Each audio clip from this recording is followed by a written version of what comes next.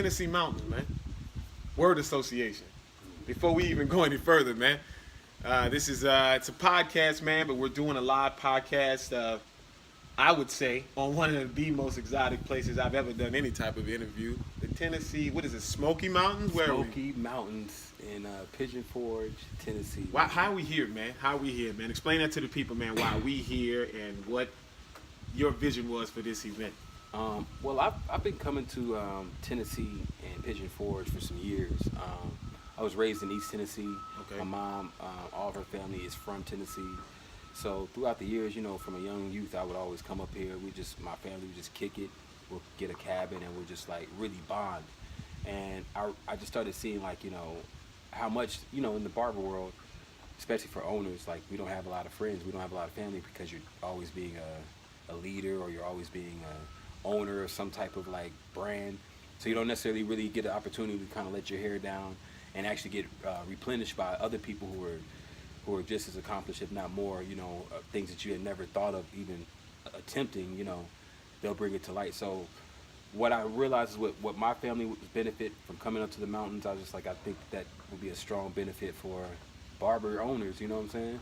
Just there's a lot of things that this place is touching on, man. Owner, I think of words like clarity, focus, vision, but it's also, as a man, you're instantly understanding, you know, what you shared with us yesterday by the video that we watched, how, yeah, we're not supposed to have friends now, you know, it's not a common thing, so we do need time and personal time in exchange with other men or exchange with our spouse or exchange with family. So in my mind is instantly thinking about this is ideal for a business retreat or a team retreat or family or friends.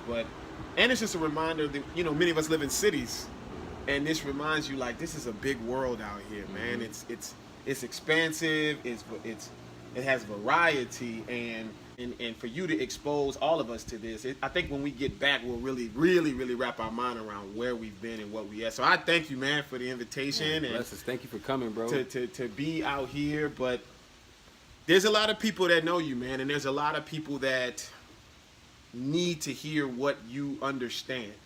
And I don't believe I'll be the only, but I definitely want an interview from you that is something that you enjoy speaking about.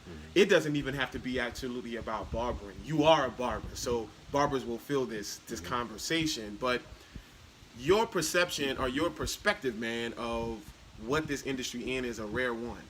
You have vision under 40 from cinema, from the sporting world, from the reality show world, behind the scenes, and in front of the camera, Marcus Harvey. You're in the comedy world as well, and could easily transition over into a full-on actor, man. So is there a space, I mean, you wear so many hats, people would just kill to be one of what you are. Is there a place where you're like, man, I am truly living my best self and living my best life doing this thing?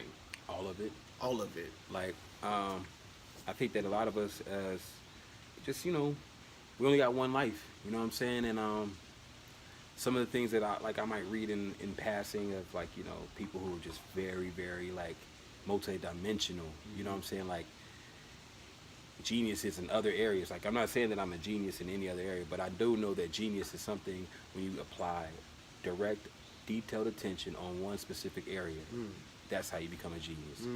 So I feel like I'm my best me when I'm just like whatever that moment I'm in. Like it could be comedy. Like I can literally switch from I'm cutting somebody's hair, and I can do a stand up right then, and in the shop. And that's like, I mean, I'm killing this one guy in the chair, literally with a haircut and jokes. Like that's when I feel my best me. Like when I hear my client just rolling, when I'm like, he's trying to stay straight. I'm like, you know, with the hairline. Nah, hold on a second, dog. You're stupid. I love that. I love that. Like, I love seeing cats like running from traffic, getting there looking like, oh. And then when they finally like get to the shop and they get to be in that chair and they get to hear that experience, they ask questions about like where you been. And when I'm able to tell somebody that I've been to somewhere around the world, and they just like, yo, how was that? I love seeing that I can open, like you said, open them like my brothers and sisters' minds to like, there's so much more. You know what I'm saying? And the people that I realize because when you run with like you said, the gospel industry, you run with the sports industry. I'm running with, you know, like you said, television and film. And when you're running in all those joints, you just like, sometimes you can just forget, like, this is a blessing, bro. Yeah, bro. Take that in. Yeah, man. You know what I'm saying? Like, because I was just as happy when I was cutting dads of 20 kids. You know what I'm saying? Man. Dads and 20 kids. I was just as happy. I'm just as happy. You know, I'm able to kind of show people, like, they're able to see a barber go from, like, in their mind, a barber to somebody who's, like, world renowned and world seen. Like, I've seen the world, man, and like that's really where my mindset kind of like really started exploding when I first started going on tour with Nas, and I started seeing where like the birthplace of luxury. We'll go to like Paris, and you'll see buildings that are like literally hundreds of years old, like just having Gucci underneath it. Like, that's your storefront, a beautiful just beautiful architecture, like, and then you have a Gucci store underneath there. You see where luxury is. So then you start saying, like you said, like the day in your class, or you made mention, like, what do you do? What do you present? And like, I present luxury, and I present luxury and laughs. Those are the two things I present: luxury and laughs. And that's, they get fooled by getting a haircut, but they're gonna get this luxury and this laugh so that they can know that they can live strong later on. You know what I'm saying? Luxury and laughs. That's a. I'm gonna do that. Yeah, man. Yeah, man. Yeah, luxury man. And laughs. Yeah. I like that. I just came up with it. Listen, man. Listen. So by the time this hits, right? Our tagline is better hairdressers, better salons, better lives. But we're also very much shifting outside of the world of beauty only to talk about better brands, better business, better lives. What is, because you do such a great job, man, of balancing. You're a clear family man in an industry where we're not supposed to be, where you're supposed to be, you know, long beard, smoking a pipe, just traveling the world only. But you put your family first, not just your physical wife and daughter, but your family, your friends, your spiritual family. You put your own personal joys in front. How do you speak to our audience, man, about balancing all of this, about the importance of work for the sake of work? How important is that if you can't have a better life at the end of the day? I think having a better life is just being a better servant to mankind, your family, your friends. Like you said, like, I think it's easy for me to do it now for the sheer fact that I was raised to help. You know what I'm saying? Like, you grow up as a product of a single parent home, but my dad's still involved. But like, I have to help my mom. I have to be there for my mom. I have to be moral support sometimes when she's frustrated. I have to be the joke when she needs to laugh. I need to be whatever. So like, I was just raised and created to be a helper. And even in my helping, it turned into leadership. And I believe that that's the best. The best leaders are the best, like, servants, helpers. You know what I'm saying? Like, because you pick yourself last. Wow. You pick yourself last. And a lot of times now in today's society, we always are taught, like, you know, you got to do for yourself. Ain't nobody going to do for you. Like, you know, people grab in the air. Ain't nobody going to do for you. You ain't going to do nothing. Like, you got to do your own stuff. I don't mess with people like that, bro. Like, but you going to live in an empty life. Yeah, man. Like, the only reason why this is dope for me is because the reason why people were able to come to this is because they know that I'm a family man. They know that I do all that stuff. I could have a cigar and a pipe and just travel the world. But, like, what would I be searching in the world when I have it at the crib? You know what I'm saying? So it's like, yes, sir. My new goal is to now all the places that I've seen around the world, I want to have my daughter and my wife see it. Now, my wife is a world traveler herself. She sings background for everybody. She's been around the world several times. She's done recordings for Tasha Cobb. She's done recordings for William Murphy. Yeah, she's built the Barber Star. Yeah, shout out to Christina Harvey, girl. I love you. Was in Africa. Kiss. I love you, baby. I love you. Yo, man, and I got a blessing at the crib myself, man, and it's that's the wealth, bro. Yeah, man. That's the wealth, man. Like, I'm not always present at the crib, but my wife and my family know where my heart is. Yes, sir. So it's like, you may not, like, as a lot of men out there, sometimes you be getting frustrated, and, you know, like, the struggles of a man, like, you out there providing, supplying. Man, I look at you and I don't mind, man. I appreciate when people edify me, and I know we'll dismiss it oftentimes because we just act like, man, I'm just a regular cat from East Tennessee. I'm just a regular cat from New Orleans, Louisiana. But you're not, Marcus Harvey. You're a unicorn in this industry. Yet we've experienced. Speak to the tribe, man, about this just unnecessary need to be so competitive in our industry when we are, and the fact that what you've done, even from a distance, now I've had time to spend time with you and share with you, but what you've done is say, man, nobody can be me. I'm unique in my own. Listen to what you just said. Your calling card is luxury and last. Who's going to combine that? That's unique to you. So speak to youngsters coming up, man, or people that are in the social space and building their brands, and they're being fueled by this need to compete versus to find their authenticity. Man, Because it's competition. I only play against myself. There's a saying that I read somewhere. I forgot who coined the phrase, but they said, I don't play against my opponent. I play against par. There's no competition but you. Like you said, who's going to combine luxury and last?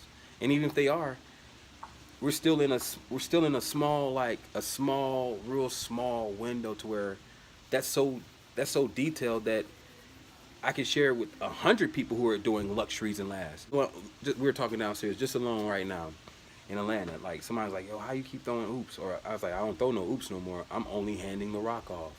Like, see, when you throw a oop can be from half court, from off the glass, off this thing, off that thing, and you won't respect the work that went into the dope pass that point guard saw.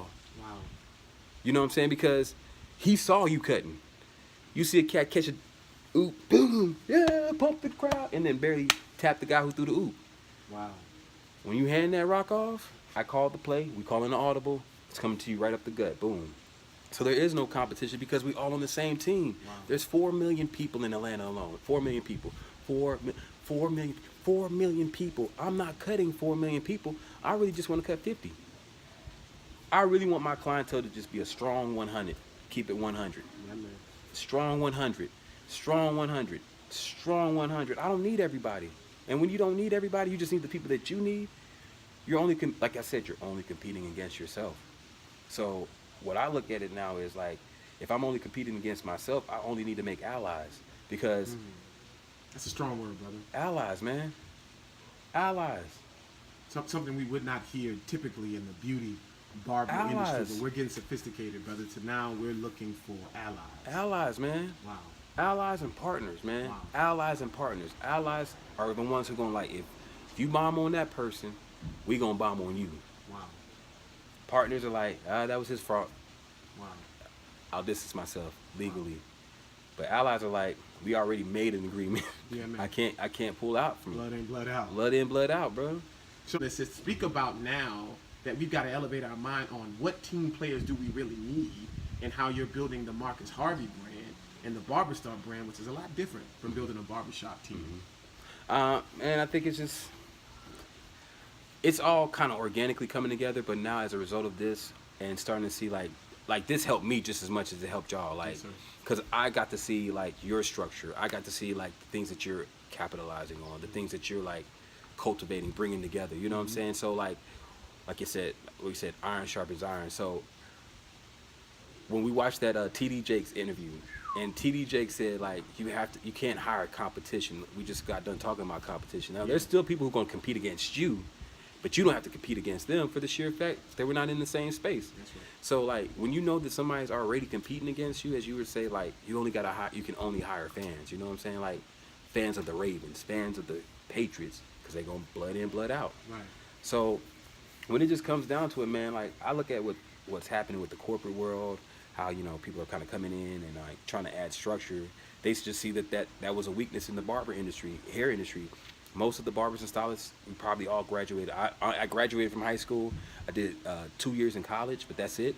Most of us have 14th grade education, you know what I'm saying, or 13th grade education, or Wow. just that 12th grade education. We haven't been in any type of corporate setting to know the actual roles and responsibilities of everybody. So we only know I got to do what I got to do Yeah. to make it happen. So what I'm realizing now is like, bro, like you just gotta, when you're not good at something, I'm not good at putting stuff, I'm good at having the idea. I'm getting good at putting it together now because I have people who are putting it together for me. Yes, sir. So when they put it together for me, I can specify like, nah, I want that better. I want this better. I want that better. So like, I'm not working against myself no more. Yeah. Like you said, trying to be everything. Like I can't be the PR person and the visionary and the this and the that. I mean, I'm doing it now, but I'm starting to see, okay, there's other roles and responsibilities for other people. And like you said, those are my clients. Shauna was my client. Shauna is the young lady who was helping us with the summit today or this weekend. Picked the spot out, found all the stuff, just been doing an amazing job. And like, she's just down, man. Yeah, man. I literally spoke to her and I was like, so what's your background? And she told me, and she's like, this is where I want to go. I want to eventually take my business here. But she just said one line. I believe in what Marcus is doing. I believe in what he has. That was it. And that's worth gold, man.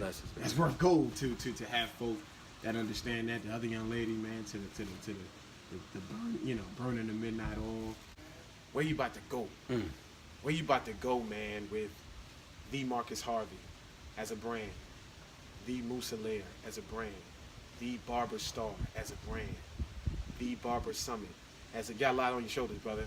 But you got some shoulders, dog. You got it. Where? Oh, look at the shoulders. Hit him with the shoulders. Oh, look at the shoulders. That's what Not your story from sweeping floors in the shop, Yeah. but what's about to happen with this limitless, fearless mentality that you possess? I really feel like schools, education, master programs for barbers and stylists, not basic training, but real training, like Green Beret type training for like barbers and stylists. You know what I'm saying? And then to be honest, man, even like you said, we got a lot more other things planned. TV shows, and really just helping, man. Like, I just really want to help. I realized this weekend, like, fulfillment really comes in doing stuff that you love, and I love helping. Yeah, man. You know, I sometimes get frustrated because sometimes my help is not wanted or seemingly needed. You know, even with people receiving it at that point, you know what I'm saying? Receiving Utilizing the it. utilizing it. Yeah. But I just realized that everybody ain't raised the same way. Everybody wasn't raised like I was. I wasn't raised like everybody else. Everybody has a different way of expressing things. We got some people who are just super quiet. We got some people who are super talkative. We got some people who are just like show no emotion. And we've had people who like want to commit suicide. And when I heard people saying like they wanted to commit suicide and that barbering saved their life, why can't I give that to everybody? Yes, sir. Whether it be, you don't have to be a barber. You can be the salon manager, retail specialist, Yeah, man. all those things that you've been talking about. So my future is going to be running this actual company as a super mega company, and not really just doing it, you know, like, they're not gonna support it, man. Just do it. Yeah, man. Just kill it. Get some families fed. Man, I'll close it with this, man, because I wanted a different kind of conversation versus what clippers are you using. Yeah. You know, but you have an advantage, man. We're 1,001 feet. I checked, Marcus. Word. Right, we're 1,001 feet, but you're 10,000 feet above this industry on some of the circles you've been in. You've been in places that I know you've had to kind of, man, clippers got me here. Yeah. Now, what have you learned in these other avenues that you know we are losing sight of? Can I say this real quick? Because the thing that I've realized with hanging with millionaires and billionaires and owners of franchises, people who put out like some of like the best music, the best works of art that we've ever seen on earth. Nas wrote Illmatic, and the way he wrote Illmatic was writing the first sentence. You gotta write the first sentence in order to write an album. Wow. You got to write the first sentence in Gotta order. begin. You gotta begin. Our problem is we just think about it. this is me too. I've thought about it a lot of times. I'll just be like, oh, I'm gonna do this, I'm gonna do that.